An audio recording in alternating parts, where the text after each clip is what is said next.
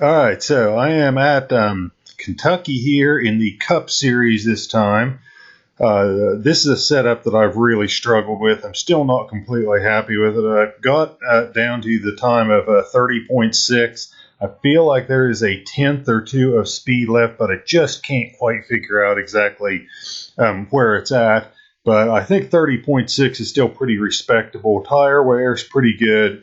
It does get pretty hot. It gets up to about 250 degrees, but doesn't seem to really impact the performance. But let's let this lap play through, and then I will rewind the lap and point out some of the subtleties in it.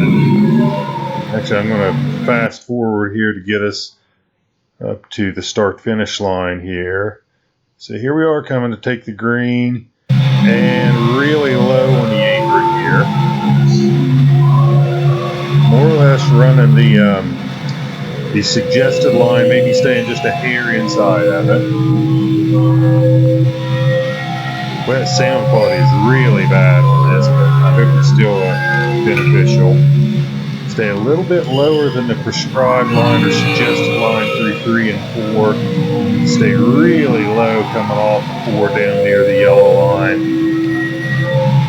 And there is a 30.65. But let's rewind it and kind of dissect this lap a little bit. Okay, coming up through here, the seats are all along the front stretch.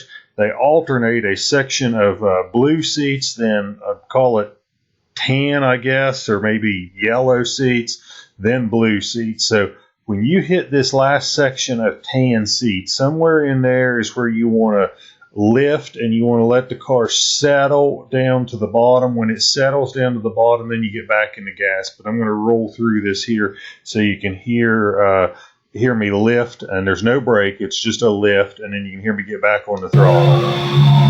There, I'm off. There, I am back on. You definitely want to be back on before you get to these billboard signs up here. You can see kind of a little bit of a seam in the track that's just above the yellow line. Staying real close to that seam seems to be the fastest way around 1 and 2. You don't have to necessarily go in real low, but you definitely want to exit real low. If you get below the yellow line, you really have a chance of spinning out, so you certainly don't want to do that. But right here is a seam. That is kind of where you want to follow coming out of 2. 1 and 2 is honestly the easy corner, I think, in this track. It's 3 and 4 the difficult. And let's stop and look. Right here is I think it's a couple of porta-johns or something, whatever this blue thing is here.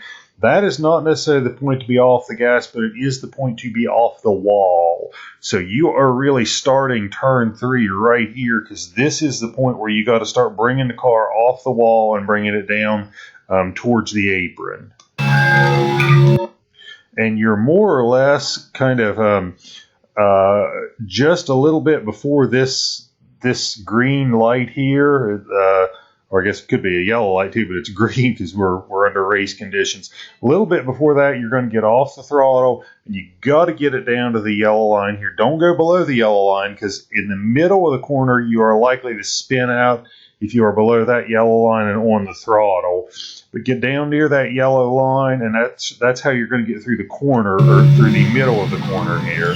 Now, when we're getting to these billboard signs again, that's a point where you want to try to be getting back in the gas, or preferably before then. I think I'm a little bit late back in the throttle in this lap, but it still gave me a decent lap time. Now, here's where I think you really got to manage this to pick up the speed, because you've got to get it down to the bottom, and it is a hard track to get it down to the bottom. And then once you keep it here, get it down here, you got to stay down near this yellow line all the way on exit. This is where you're going to go deviate from the suggested line quite a bit. You're really low here. That's going to save you a lot of time, and then we are back to the start-finish line on the apron, and that is a 30.65. Now, I'm going to fast forward to the setup, because the next lap was not nearly as good.